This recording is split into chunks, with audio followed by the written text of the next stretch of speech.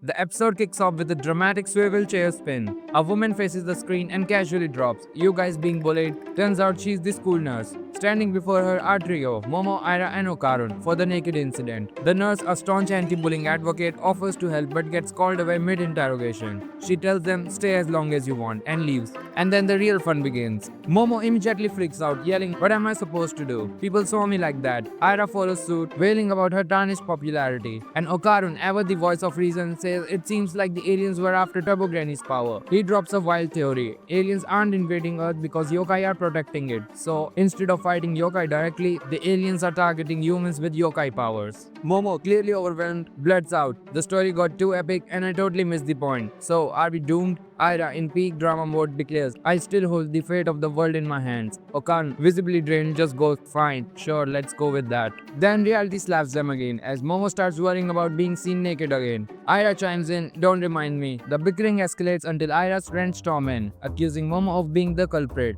They drag Ira away, leaving Okarun panicking. If you don't do something, you'll become the villain. Momo, completely done with life, says I couldn't care less. Suddenly, Momo shifts gear and demands an explanation for the other thing. You know, the misunderstanding where she thought Okarun and Ira were cozy. Okarun, flustered, spills the truth. Ira tried to kiss him and they tussled. But when Momo pressed him on why he was working out, Okarun shyly admits, I want to get stronger without you knowing. Thought it'd be cool. Cue the blushing. Momo genuinely teases him. So you've got a vein side too. Okarun stammers, I'm a guy, I want you to think I'm cool. It's a sweet moment until Momo's friends burst in, grilling her about the naked hugging incident. Momo, exhausted, just says, even if I told you, you wouldn't understand. Meanwhile, in her classroom, Ira's classmates shower her with sympathy. She basks in their admiration, but when the blame shifts to Momo, Ira shocks everyone by taking responsibility for spreading a fake rumor about Momo.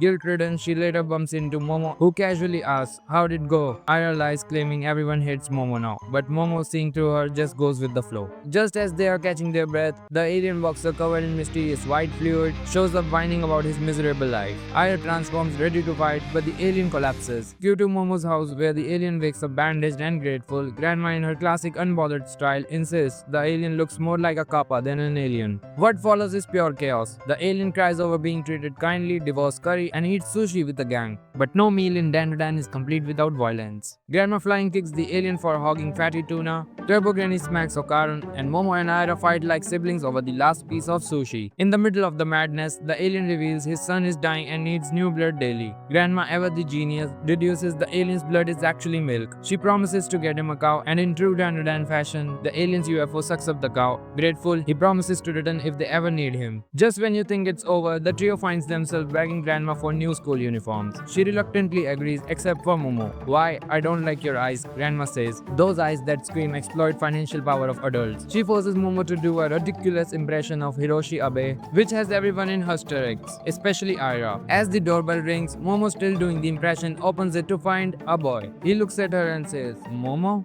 She freezes, reverting to her normal self. Grandma casually drops the bombshell. That's Momo's childhood friend and her first love. Okarun's jaw hits the floor and bam, the episode ends. And that's Dandadan episode 10. If you enjoyed the video, don't forget to hit that like button and subscribe. Thanks for watching and I'll see you in the next one.